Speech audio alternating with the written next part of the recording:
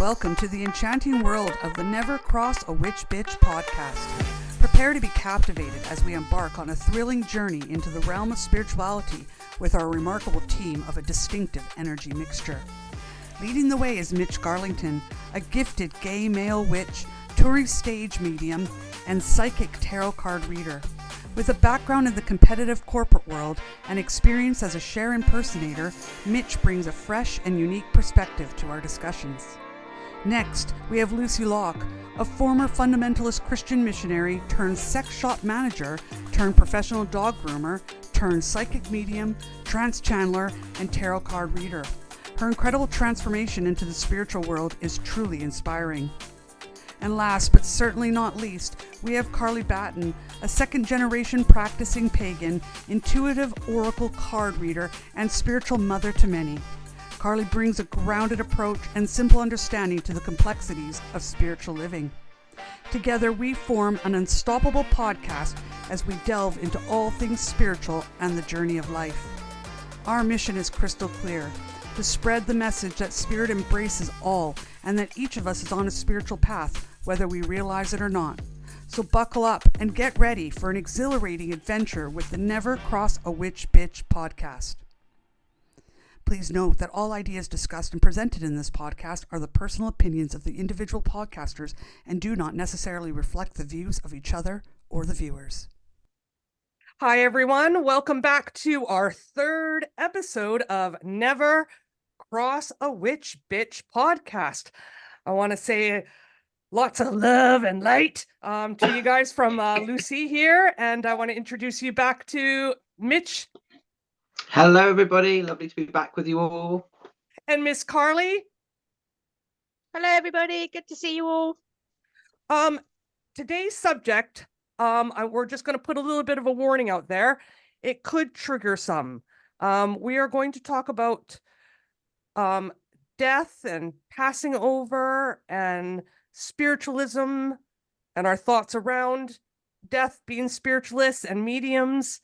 And we feel inside that Spirit's got some wonderful, wonderful things to share and say.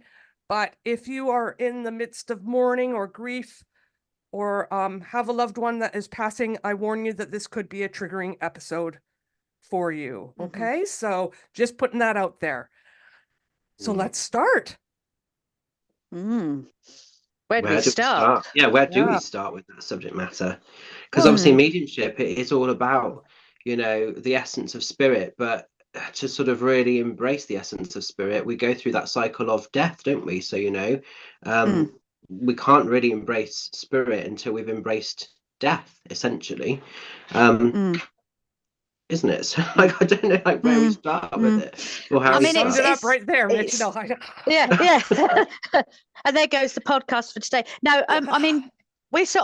we came around this conversation, didn't we? We were sort of firing things backwards and forwards about so it's been, this podcast has been channeled to us to really talk about. So it's obviously something that people are obviously discussing at the minute, or there's a thought pattern that somebody needs it.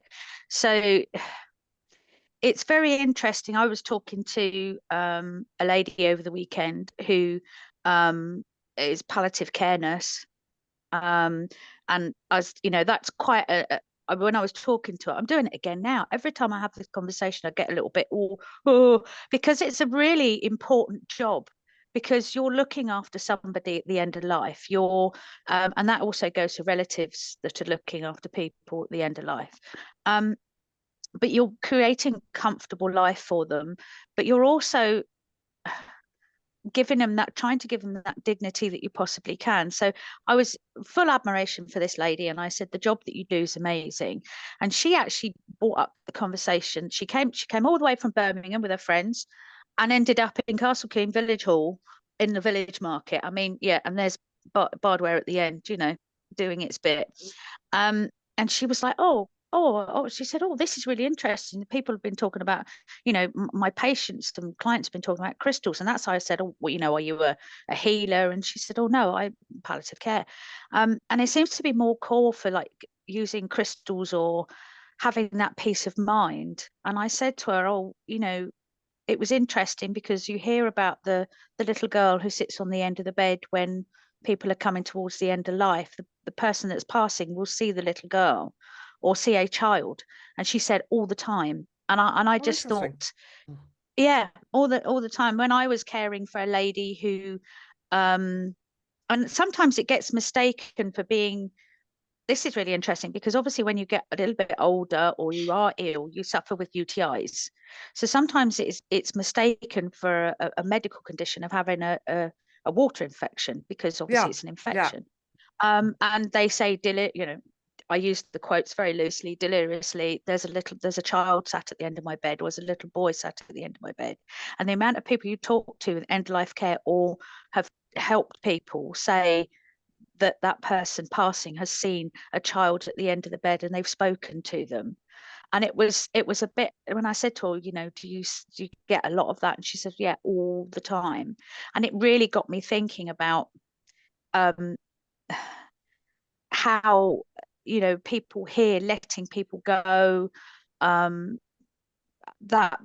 thing of passing over and death and allowing people to go. A lot of people living feel very guilty about giving people permission to go, don't they?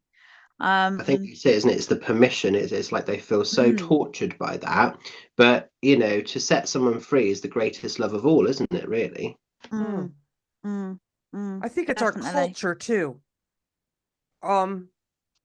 The culture, the Western culture is death is kind of it's almost a secretive, hidden thing. Look how we do funerals; they're very sterile, very, and that's been passed down, hasn't it, through generations? And it's kind of this hushed thing that we don't talk about, we don't look at. Like, we even put makeup, don't we, on the dead to make them look nothing like what they look like when they passed away or when they were younger or whatever. And so there's this kind of like stigma on death, and I really feel, and we were talking about this earlier, like spirit wants to lift that in us. Yeah, they want to take that away, don't they? Yeah. It's interesting to think about the makeup when you think there's like sort of, other cultures in other countries where they kind of periodically, like if you think of like the Day of the Dead, they kind of, re-emerge the bodies of their loved ones, and they kind of, tart them up and sort of make them look all special again. So how it's feared over here, it's celebrated in some other cultures and other countries, isn't it? It's a real contrast almost. Exactly. They're Do you still think sad it's their loved ones passed, but there is a celebration. There's an understanding that there's so much more after this life too, and it doesn't just end here. So, and I feel like spirit's wanting to lift that in this culture, that it and it is lifting, but you were talking about the woman that you met doing palliative care. There was a documentary, and I'd never heard of it before, of this type of, it's a spiritual practice here in the Western world that's starting to come about. You've heard of birth doulas, or women that like midwives that are more natural and they help birth babies at home or and stuff like that. There's called death doulas now. And these are people that will help people that are terminally ill or in palliative care have the death that they wish to have, in the sense of not ending their life, but making it as comfortable, and Yeah, they having hold things space like for them almost, don't they? exactly, Yeah. crystals for them, It's really holding that space and promising, like the doula would be there when the person's having the baby and that baby's coming to the world. The death doula would be there for that person when they're leaving this world.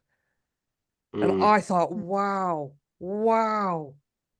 Oh, and they were interviewing this lady, and she was quite spiritual. She had the crystals and all this kind of stuff. And I just thought, what an honor. What a hard job. But at the same time, what an honor to be there Absolutely. with someone at their passing. And I think that's the thing as well, isn't it? It's almost because it's not talked about or really understood through our younger years or when we're in school. No one prepares us for death. And I think this is the problem, isn't it? So when it happens and when we get to that point, a lot of people haven't got a bloody clue how to actually process it or help or go through the cycles of that, because they've not had the tools to prep them for it, 100%. 100%. Yeah. Yeah. When in other countries, death is a part of life. You know, they live with their Mm. grandparents and stuff like that, and they see their grandparents pass on. They might even in some cultures have the bodies in the house for a Yeah. period of time so that people can come and honor them and say their goodbyes, or you know, and that would be the type of funeral that they would have, that would, it would last for days and the body would be there. Mm. You know, and it wouldn't be Mm. embalmed necessarily or anything like that. These would be, Yeah, it would you know, just and they naturally be. Yeah. exactly, and they accept that. You know, um it's not disgusting or gross. It's part of nature. It's part of the cycle of life. And I Mm. think Makes it's also sense. understanding, isn't it, that it's just the vessel that's being left behind, but that Mm, eternal spirit, that eternal part that is essentially your loved one, you know, that energy, it is eternal, that it lives on, you know, and that's what goes to the spirit world, as we sort of say. And when we do mediumship, it's that energy that essentially we're connecting with. It's not the body of the person so much, it's the essence, it's the energy, it's that eternal piece, isn't it, really? Mm. 100%. Yeah, I agree. We were talking earlier, and Carly, I was going to ask you, who you watched a documentary about a gentleman, and Mm. he's dealt with a lot of, like, he's traveled the world and done kind of like sociology studies and stuff like that. Mm. And they Mm. were asking this gentleman, you could go on, about death and his thoughts on Mm. it, and then we'll go on to Mitch, because your explanation even after that was even better through the mediumship's eyes and the messages you get from spirit. Mm. Mm. You know what I'm talking Mm. about, So Carly? yeah, we were talking about so if nobody's ever seen Graham Hancock, then I highly recommend looking up at him. He's on Netflix. He does a series called Ancient Apocalypse, and actually he goes against the human timeline that the archaeologists have laid out. So he says about ancient civilizations that were here before the ones that we've got on the human timeline, which absolutely, talk about exercising the grey matter in the brain, it well and truly blows the mind. But it also scientifically, and because obviously he's a journalist, it gives you solid evidence. But there was an interview, I was digressing, going down a rabbit hole. So the interview that I heard was they were talking about this series, but then the interviewer actually asked Graham, he said, so what's your take on death? You know, what are your feelings on it? And he said he's not actually scared of death itself. He said, I'm not scared of dying. He said, he's more scared of pain, if there is pain, or if he has pain before he passes. Um, and I thought that was really interesting, because obviously when we were all sort of having that discussion, it's when we're in this human life, a lot of people associate death with pain, don't they? And death with Mm. fear. And the fact that Graham Hancock was, I'm not scared of dying. I'm not, I'm just don't like the idea of the pain. Which, it was, you sort of sit there and think, oh yeah, actually, so why have we got that fear death link? Where does that come from? But obviously then Mitch then picked it up from a medium side of things, and Yeah. So from what a comes through to you. Yeah, so from a spiritualist view, when I link with loved ones, whether they've passed naturally or even if it's been unnaturally, the message I hear time and time again is there was no pain. And usually what spirits show me is the pineal gland, which is connected at the back of our head, opens up and it's almost like a door, and it just sets the spirit free before the body shuts down. So yes, the body Mm. might go through the experience, it might sort of do whatever it's got to do, but that eternal part, that essence that is essentially your loved one, has already stepped out before the body closes off. And obviously I can only talk about it from my understanding of what spirit have shown me, but I've never ever had a spirit say, ouch, that hurt, or that was a bit painful. They've always just said there was no pain. And it's very matter of fact how they always say it. And I just think that's kind of quite powerful, really, because obviously until we go through the process ourselves, we're not going to know for sure what happens. But if you hear a message more than once, there must be something to that, right? And they say Mm. it time and time again. And it's not just with me, but it's any medium that I've ever seen demo, there's that continuous theme, and we can't all be wrong, surely. I find No, that no, fascinating, definitely and not. it goes with stories besides mediumship, that I've heard of people talking about their accidents, near-death experiences where they have been Yeah. severely harmed in an accident or, you know, a tragic occurrence. They say they felt no pain. And these people were Yeah. on the brink of death, like a blink away from death, and then medically or whatever were brought back. And it's after they've been medically brought back that when they're in the healing process of being back in this 3D body, then they start to feel pain. And pain is the gift to show where the body is needing help. Does that make Yeah. sense? Or recovery? So Mm. it's all conjecture because we haven't really, none of us personally have been right there. Does that make sense on that brink? Mhm. But you hear it over and over again that you go, there's got to be something to this.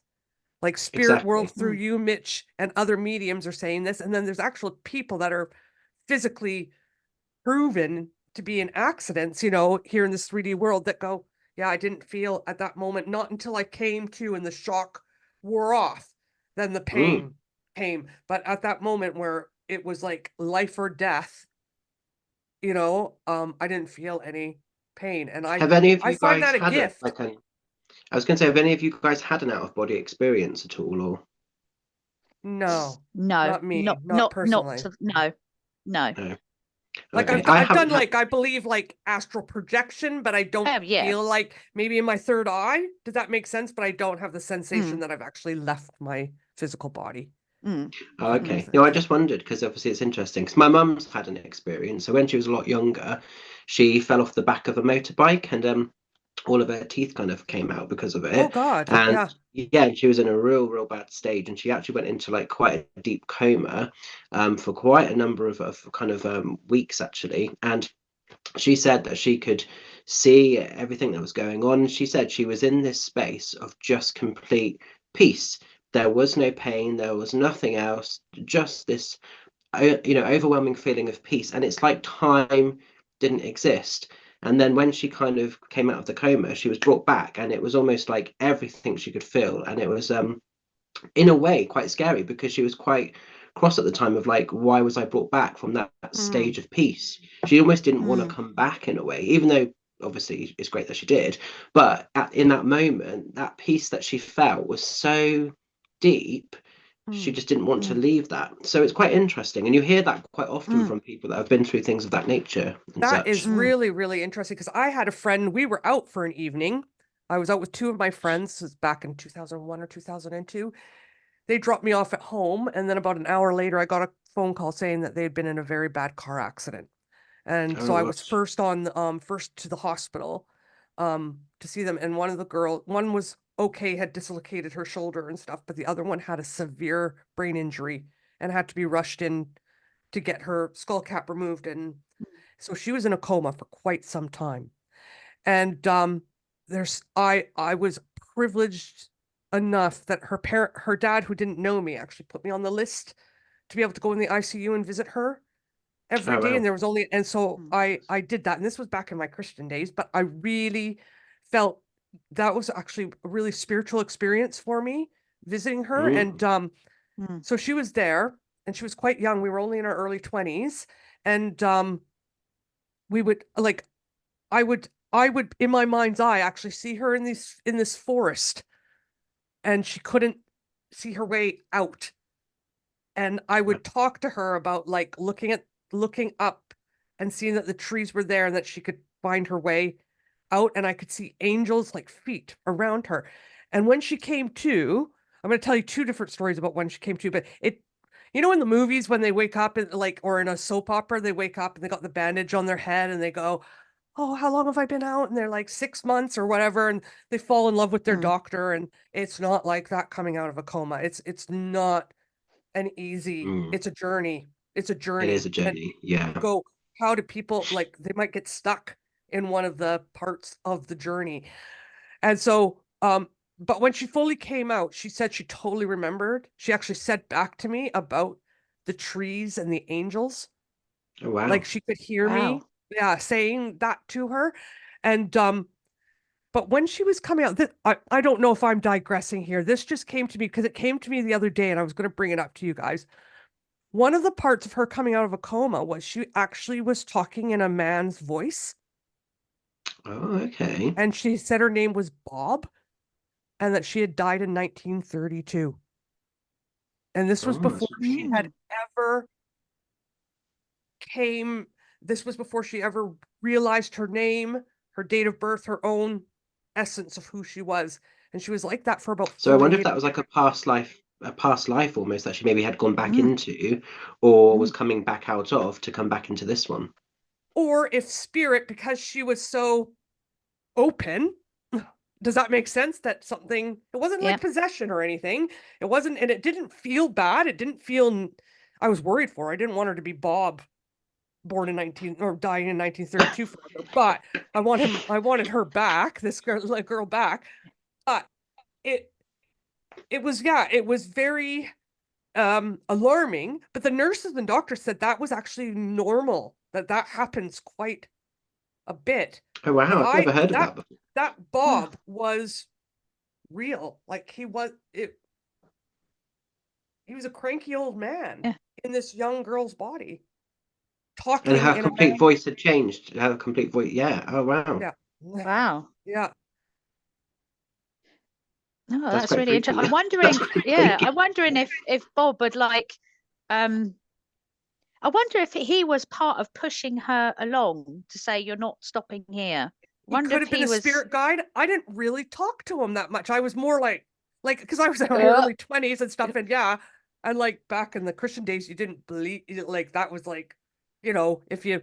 That would have been like possession probably for you, wouldn't it? Back in Christian. But the medical doctor said this is normal, par for the course. This is part of it. Hopefully she'll get out of it. You know what I'm saying? Hopefully that, they didn't seem at all phased or anything. Phased about it, when I was just like, holy mackerel. Like it was really, really an amazing experience to see. And that's a really cool way of thinking it. He could have been one of her spirit guides. Even saying you're not stopping here. It's not your time. Keep going. I'll stand in front at the minute and pull you forward. And well, that would make sense, isn't it? Because it's often, I think all spiritualists know that we never come into this world alone and we never leave this world alone. So there's a guardian or a guide for both scenarios, So that would make sense with your theory there, Carly, as well.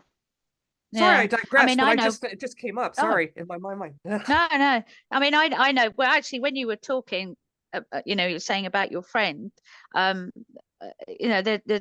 famous guy off of Top Gear, Richard Hammond, he had that really nasty car accident, didn't he? And he's openly said in an interview that he was obviously, in hospital, led up. They called his wife in, and they were literally saying he's on the brink, we're going to lose him. And he openly said he was walking up a hillside, and he goes walking quite a lot generally. So he was in what he was experiencing as he was led in the bed, was walking up this hillside on this beautiful Scottish Highlands or wherever he's walking to this specific tree. And he's walking, he said he was having a jolly old time. He sat at the tree. And all of a sudden he wanted to keep going, but he got this sudden urge that he had to turn around and go back down the hill, in what he was experiencing, because he openly spoke about this. So he turned around and went back down the hill and woke up out of his coma. He came round, and apparently that point in his journey, when he got to the tree and had this urge that he had to turn around, his wife was physically shouting at him, because she'd said to the doctors, apparently, do you mind if I shout at him? And they said, look, you just do whatever you need to do. And she was physically shouting, don't you leave me, you get your ass back here. And he remembers making himself turn around and walk back home. Wow. And that what an experience, isn't it? And that's from someone that isn't. That's from someone that isn't particularly that spiritual as well, isn't it? So for someone like that to have an experience of that nature is just quite powerful, really. Well, not that we know of. It may well have changed his mind. May well have changed his whole thought pattern. having that experience and coming out the other end may well have changed his absolute whole thought pattern. I mean, I know sitting with people. I remember sitting with a lovely Mrs. Audrey lady. You'll hear me talk about her a lot. And her telling me, she said, I went, sound of mind. She lost her feet and kept her head. It's always the way, isn't it? And I walked in one day. She said, "Do you know they're all waiting for me?" And I said, bear in mind, it's not the normal thing you walk in when you're going to clean someone's house and have a chat. She said, "They're all waiting for me." And I said, "Yeah, I know they are." She said, "They're stood by this doorway." She said, "And I've told them I'm not ready yet." So she's seeing things, she was sort of sat up in her chair, and it was so nice that she was able to say that she was seeing things and what she was seeing, and being able to communicate that. I think that's so important, that what spirit tells you in a mediumship spiritual way, the people that have come back from that are confirming what they're seeing and what they're hearing is what's going on over the other. It's all confirmation, isn't it? It's all evidence, isn't it? Yeah, whether it's coming through via mediumship or experience or even science, it's all lining up to the same outcome, isn't it, really? Yeah. Like my stepdad, so it was my mom's second husband. He was a cranky old guy, right? And and my mom will admit he was a cranky old guy, so she's listened. But when he passed, my mom was by his side, and he was pretty much out of it, unconscious, and he'd had a traumatic life. That's why he was kind of a cranky old man. He didn't do a lot of inner work or anything. He probably didn't even know. Well, he did to a degree, because he was an alcoholic for years and he got sober, and he helped many people get sober. Yeah, through his but he was, a cranky old guy. But anyway, so when he was passing, he was laying there, and my mom said all of a sudden he opened his eyes and he sat up and he put his arms out and he just went, "Oh!" And she said she knew he could see his mom, his dad, his daughter had passed before him. And then he just went down. He was dead, not breathing. And mom said it was beautiful. It was alarming, but beautiful. Like that. That's giving me goosebumps, actually. She knew that he could see. He was almost being like it was like a joyful yell. Does that make sense? Like, I'm coming. Like a reunion. I'm coming. I'm going home. I'm going home. Yeah. And we were talking about the permission thing, which is interesting. When my grandfather was passing away, so my mom, she was sitting with him, my mom said, and he was really holding on. And they were trying to, do the permission thing. He was 101, but he was healthy up to about 3-4 days before he passed on. It was as healthy as you could be for 101. He golfed till a few days before he passed on. But anyway, wow. Mom was there with him, and he was just hanging on. And my cousin, who does the spiritual side of things, went to my mom and said, I think he's holding on because of you. Like that guilt or just that the energy hold. Does that make sense? It might even just be the energy hold. And so when my mom left, that's when he passed. That's really interesting, isn't it? Any thoughts on permission? Because because it happens the other way as well. People will hold on until certain people come in the room or come and visit them, won't they? You get it the other way. That waiting until your mum had moved out the room, that's a real dignity thing. That's taking pride, isn't it, in himself, isn't it? It's like, I don't want you to see me like this, isn't it? I'm gonna go. He wants to go on his own terms, doesn't he? And also. Oh, so my stepdad and my grandma, so my mom's mom and my stepdad, died 2 weeks apart from each other, and both were quite sudden. So my mom lost both of them, her mom and her husband, within 2 weeks. Then she got, so my grandfather was alive for that year, because my grandparents were together for 82 years.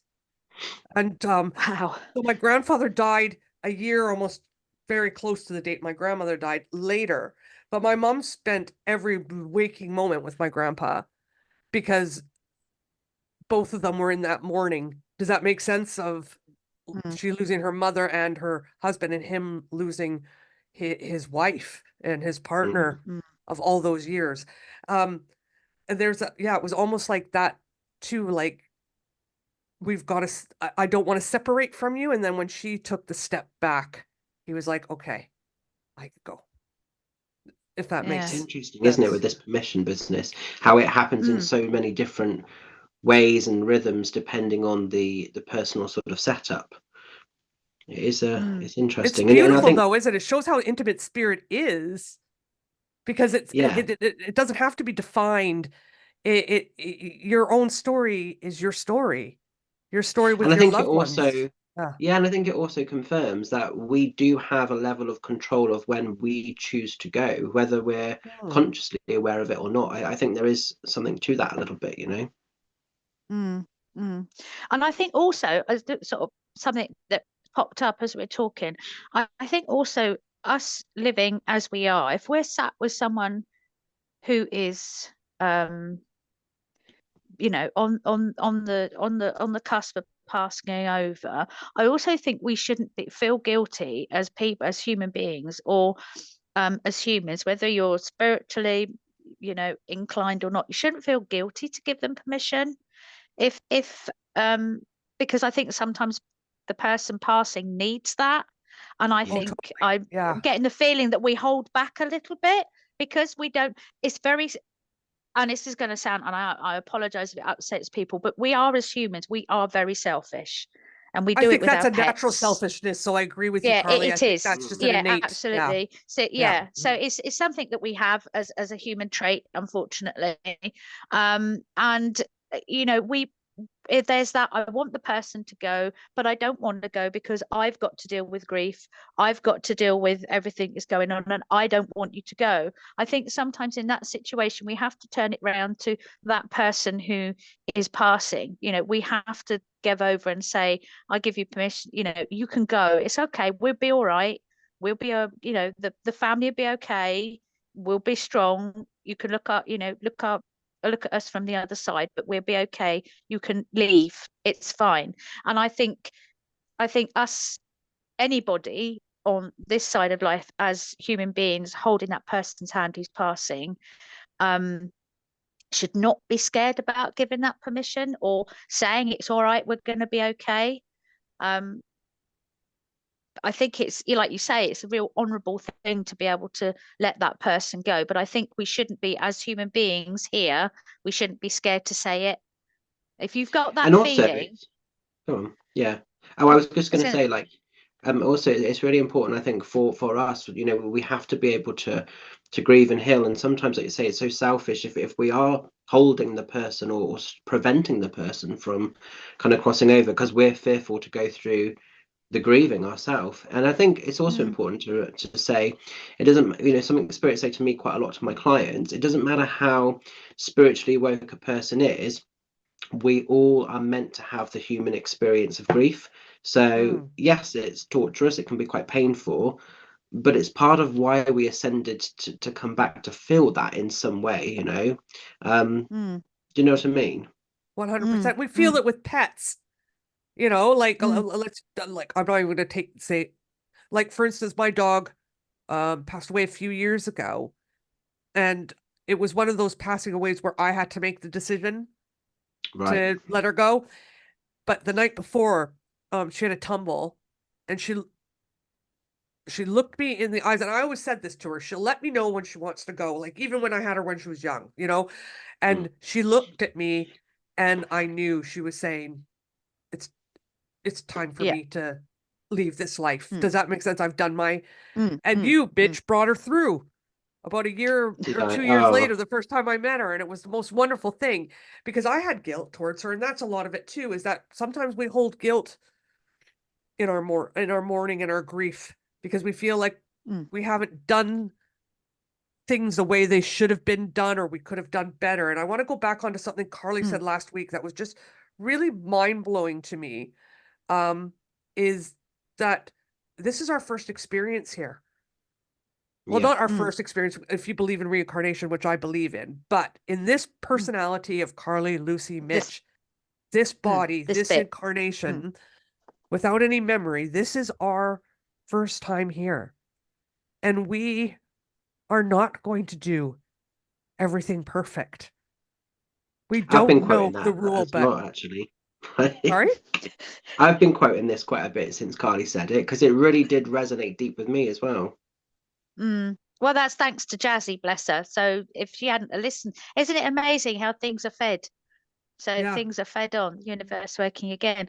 And it's quite interesting, sort of what you were saying, Lucy, about sort of the guilt thing and what pinged up. And I've got to remember, well, I know it's there, but it's getting the words out. So you were saying about us feeling guilty and that we haven't done enough. One thing I've noticed when I go and watch Mitch on media on platform and he brings messages through is when the spirit passes through, when the soul passes through, I don't think I've ever heard anybody come back and go, you didn't do enough. I don't think I've ever heard anybody come back and go, you didn't do enough. There's always, you did everything you were supposed to do. You've done everything. So the one thing I want to say in this human experience of us letting people go through, don't ever sit there and go, I didn't do enough. I should have done this, because that soul passing knows you've done enough, done all you possibly can. Don't ever hold that guilt. I know we have to go through the guilt process, but don't ever hold that guilt that you didn't do enough or you should have done more, because you have done enough. Just being there, holding a hand, holding a paw, because losing a pet is like losing a member of the family. Oh, yeah. Something else we've got to talk about, that's part of grief, it's part of death, it's part of losing things. So you've done enough, you did enough. You were, even if you didn't get to their bedside, they knew you were coming. They knew you were thinking. They knew the intention was there. They knew the intention. A big part of my healing journey and how I became even more enthralled with the tarot. Part of I had my tarot cards read all those years ago, and then spirit, I was still doing my muggle job and everything like that, but spirit was like working on my life. And I met someone in my muggle job that was a medium, and I didn't know even really what a medium was like. And this person said, I've got a message for you. Can I meet you? And it was through my muggle job. They came in to my muggle job and met me. And this person spent numerous hours with me that day. And the first thing they brought through was my grandfather, the one that my mom was. And I couldn't go to my grandma and my grandpa's funerals just because of money and expenses. And my life was a bit of a wreck back then too. And as soon as they passed on, actually, my life got really good. And I really believe they could do more for me on the other side. They were back in Canada. I was here in England, but I believe that they were like, my grandmother passed away. And shortly after that, my relationship with this person ended, and I knew she would never have liked him. Does that make sense? But she would have loved my Colin. She would have loved my Colin, and I have no doubt Everyone in my loves your mind. Colin. I have no doubt in my mind that she was like, because that's the type of person she was. Very, she put us together, and it happened so shortly. But that was the first thing the medium said. They had no clue. Okay, nothing was on Facebook about this. Nothing. First thing they said was, we understand why you didn't come to our funerals. Oh wow. And we don't hold anything, like there's nothing there that it's and it was so healing for me, just that. There was so much burden more that you said. must have been able to just release from that. And I'm gonna be so bold to say, if we look at things from a higher perspective, yes, we do live this 3D world, but we look at things from a higher perspective. Spirit sees all that we can't see. They see the blind spots. And I really, truly believe, this might be very bold, and you can say, no, I don't believe that or whatever, but there's really no mistakes big enough that spirit can't fix and deal and love and heal. And that's where forgiveness and letting go and everything's a process, isn't it? whether it's a Absolutely. process in this life or if it's a process that's kind of, you know, held in the spirit world. I suppose that takes us into one of the subjects we were talking about earlier of like accidental deaths and sort of suicide a little bit, isn't it? Sort of Yes. takes us into that space because, you know, as a human person living this life, if we lose someone through suicide, it's very confusing as to why did that person do that? Why couldn't I have saved them? But in those moments, they're not thinking about anything else. They're just thinking about wanting to take away the pain. I'm going to go into a bit of a trigger thing with this, maybe, but like, Okay, so we're just, yeah, that's good. Warning. Yeah, If anyone's, just to let yeah, you know. So, yeah. so for myself, so I think the reason Spirit entrusts me to do or to bring through a lot of suicides is because I've had a lot of people pass through suicide. So one of the main people was my mum's dad, took his own life. And I always remember it was a shocking time in my life. And, you know, you saw the destruction of that in so many different sort of ways. And what I've noticed as a medium is we have this misconception that if we end our life, there's going to be this instant peace. And I think with Spirit's help, anyone that crosses that way can get to that stage of inner peace, but it's not instant. And I think there's a real misconception with that because Spirits say to me time and time again, I have found peace. I found that energy that was unavailable for me on the earth, but it wasn't instant. It took time. And I think with guides and other family members, they come in almost to set up a healing facility in a way that isn't available here on the earthly plane. Because you look at people, how many times family members or friends try to help, try to keep people on the straight and narrow, and it just doesn't work for whatever reason through that person's own decision. That decision has already been made, hasn't it, really? Well, yeah, with that topic, I have different belief systems depending on different circumstances, I guess. What I mean by that is, a lot of people say, "Oh, suicide is selfish," you know? And then I actually look at it the opposite. I don't think the person's thinking of that in that way.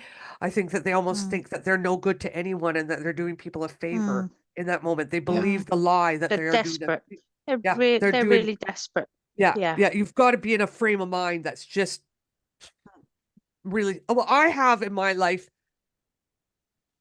been that low. Does that make sense? I've not taken my life Yeah. or attempted to, but I've had the thoughts. Does that make sense? So I can understand the lowness, not being able to see yourself out of situations. And it's not even see yourself out of situations, it's the lack of love for oneself and feeling like you're not worth anything.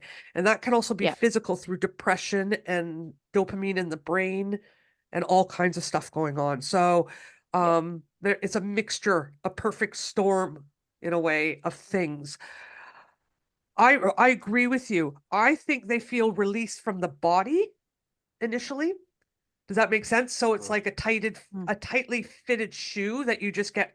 Ram Dass, who is a writer that he's passed away, but he's a person that I enjoy his writings a lot. He's kind of a Eastern philosopher type religion, but he says that he's now passed, but before he passed, he said he imagined death was like being released from a tightly fitting shoe that you've been wearing for a long time. And I believe that for That's the a good person way to that's yeah. yeah, I like that that. person's suicided. But I also believe people like to use the word karma. Karma to me is actually a lovely thing. And karma, I think they do have their karma after they pass on. And what I believe it is seeing things for the truth of what they are. And that's in all love. Nothing in hate, nothing in anger, all in love, but it can also be very, and that's where the healing comes in, if that makes sense. And like you said, that healing that we can't do for that person here on earth, isn't it beautiful that the spiritual realm will help them and cocoon them and protect them? Like, so I had an aunt that committed suicide many, many years ago when I was 4. So that's 44 years ago. And I know some of my cousins so desperately want to hear from her. And you said that about that time to heal And it's just been recently that she came through on on a read that you did for me. And it was very it was beautiful, but I didn't know her very well, but I have no doubt in my mind that she's going to come through. She's going to come through now. She's done it the once. Yeah. Yeah. Mm. Yeah. Mm. Yeah. And so but it took 44 years, and her passing and her time on this earth was quite hard for her. It was very hard for her. Yeah. And so, and it's interesting you're she saying was how beautiful. that time. It's interesting you're saying about the time as well, because like with my dad, with my mum's dad, my grandpa, it took him a long time to come through, like a good 22 years, but then he found an opportunity, and now he don't stop coming through, he don't shut up. And that will gone from one probably extreme to the other. I have a feeling that will be my aunt, because my mom said that my aunt was actually, before her illness, she was very, very outgoing. She was actually the glue that kept the family together. She was very family oriented, very family, and that's how my mom. So things happen for a reason. My mom became spiritual through my aunt's death.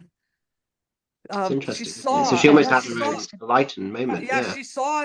We took care of her for a bit and stuff, and I didn't. I remember a couple of times with her and stuff, but I was 4.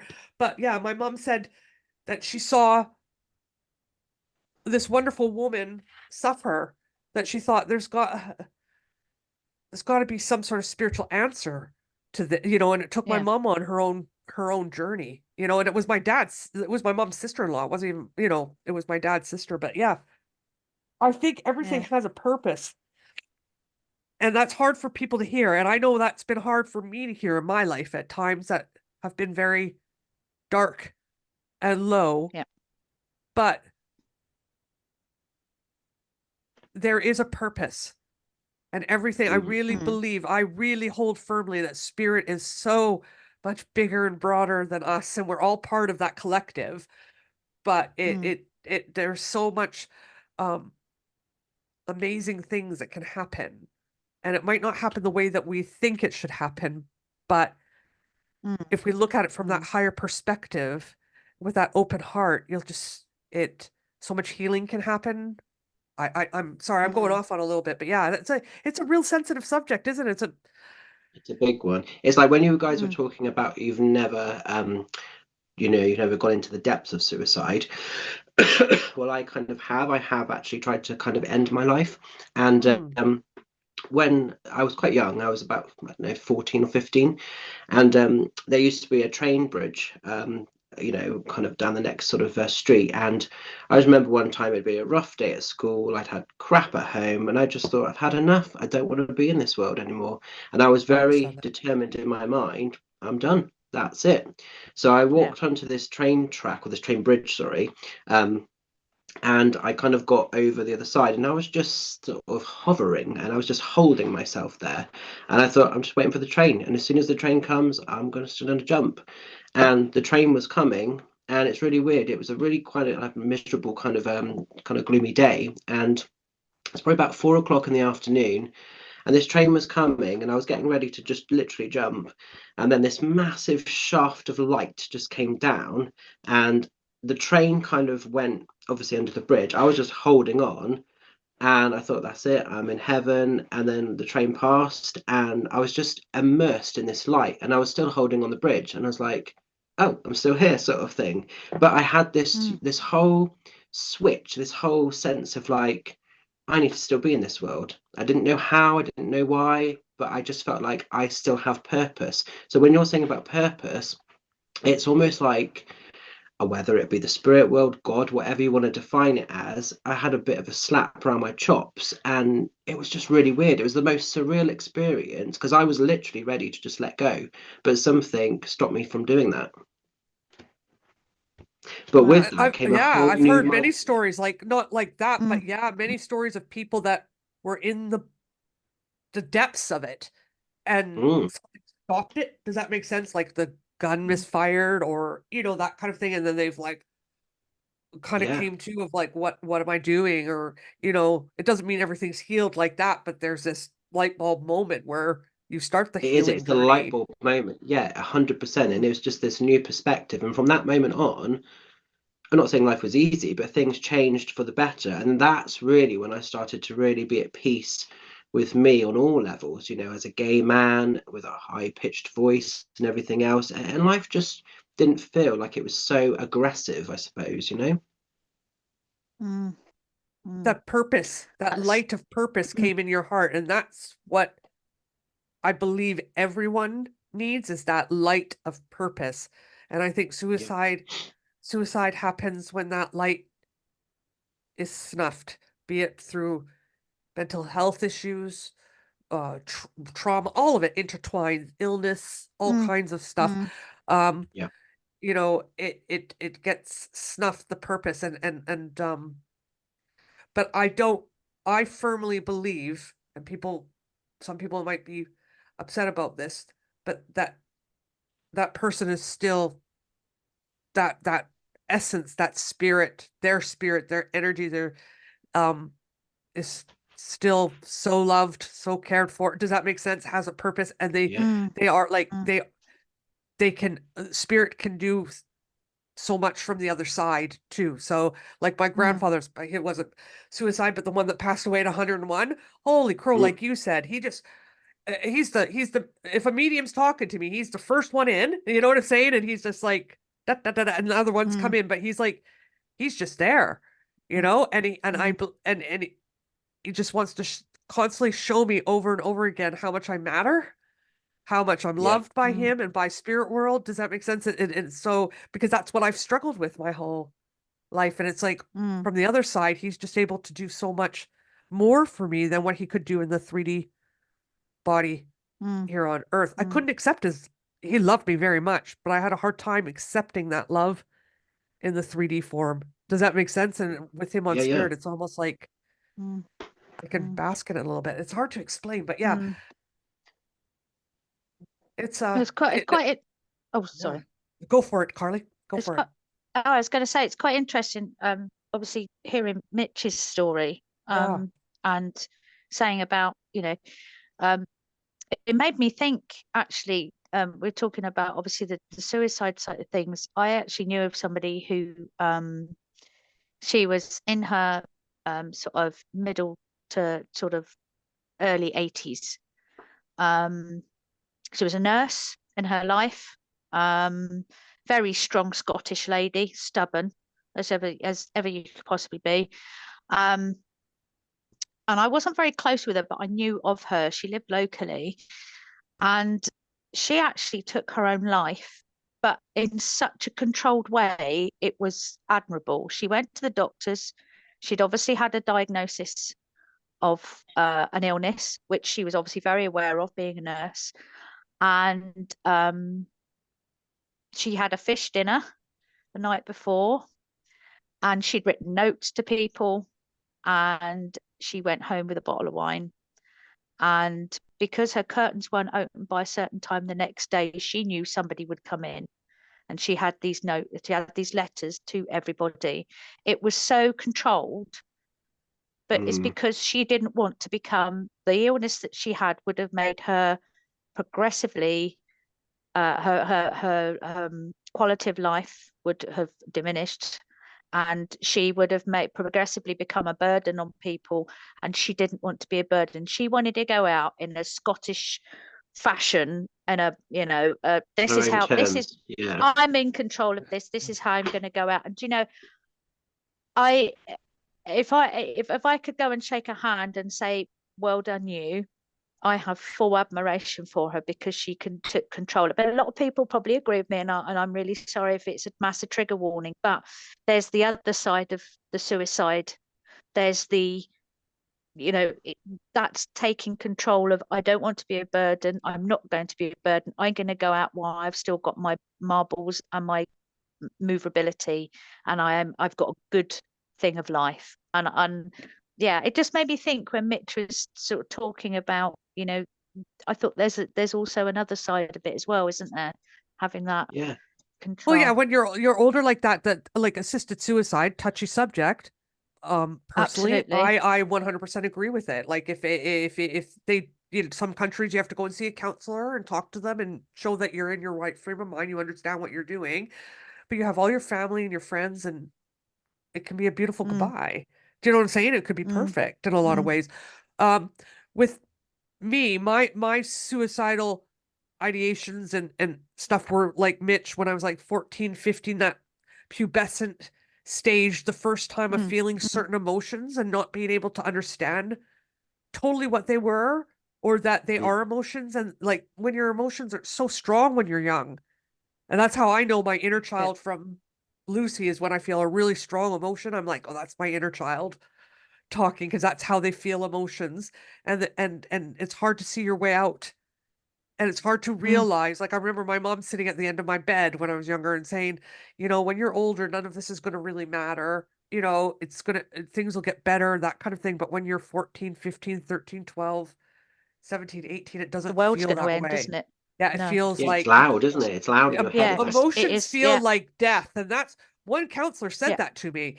The emotion you're feeling right now, it's not going to kill you. And I was like, and that actually took away a lot of fear of emotions. Even I think subconsciously, it just feels like emotions are so strong that you're not going to get through them. You're not going to live through them, but you will. The average emotion, I Mm. think, lasts 90 seconds to maybe 10 minutes, and this subsides. It might come back in waves, but the Mm. way the body is and spirits created the body, that it actually comes in waves so that you're not just, oh, does that make sense? It will Mm. lessen and then come back, but you have those moments of, where you can Mm. catch your breath. It's like waves, and then they just Mm. get lower Yeah. and lower. Mm. And when we're young and stuff like that. So one of the things too, I'm just going to put this out there for people that maybe have someone in their life that they worry about suicide, or that that they could potentially do it, is if the person has suffered from depression and been really down, but all of a sudden seems quite happy, um and seems quite at peace with themselves, that is usually a trigger sign that they have made a plan Yeah, Mm. that's to leave definitely what this happened with world. my granddad. Yeah. Yeah, Yeah, 100%. and I know that's happened with other people, and yeah, that I'm knowing that it's a sign that, again, that they know the shoe is going to be released. Yeah. So it's almost not taking your foot off the gas with that in a way, isn't it? But it's Yeah. hard because, Ugh. again, if that decision has been made, it's very hard to stop that. And even if you intervene, if it's going to happen, it is going to happen, isn't it, at some point, if that Well, decision has been made. that's where we'll do another episode maybe on soul life planning and all that kinds of stuff. Does that make sense? Because Yeah, because yeah, we are coming up to the witching hour, just to let you know, are we? guys. Okay. So Yeah, it goes fast and having fun. I think we're gonna have to continue this conversation. We Absolutely. may have to Absolutely. Ugh. Yeah. But do a second one. just one thing just one thing I wanted to say. If anybody has actually, we've triggered something off in this podcast, please do talk to somebody, whether or not it's a family a family member, a friend. There's helplines out there. Nobody will judge you. But if anything that we've touched on with the suicide or losing somebody, if you need to talk, you must talk to somebody. Find somebody that will you will hear you, but please go and talk, no matter what it is. Just go and talk to somebody and get in touch with, I think there's a suicide helpline, maybe in the link of the podcast we could put something up Yeah, that would help Samaritans and stuff people. like that. I'll Yeah. put some stuff up. Yeah. Yeah, and you Yeah. were loved. You guys, like, we were teasing last week about love and light and, namaste. But I can say this with all honesty and feeling in my heart, the spirit loves each and every one of you and us so intimately, so intricately. And their aim and ambition is for you to feel that love deep, deep in your heart, and to know that everything's going to be Definitely. okay, that everything from a higher perspective is okay. That we might not understand It's it a in love this without 3D body. Yeah. yeah, Go for it, it's a Mitch. love without condition, isn't it? A love without condition. Amen. Absolutely. That means so be it. What do you guys say the witches say something, don't they? They say, So might it be. And may it be. yeah. Oh, perfect. Well, guys, I think that's a quite a lovely place to end, actually. Yeah. Yeah. Yeah. Bye, everyone. We'll see you next week. Take care. Thanks for having us. Lots of Bye, love. everybody. Lots of light. Bye.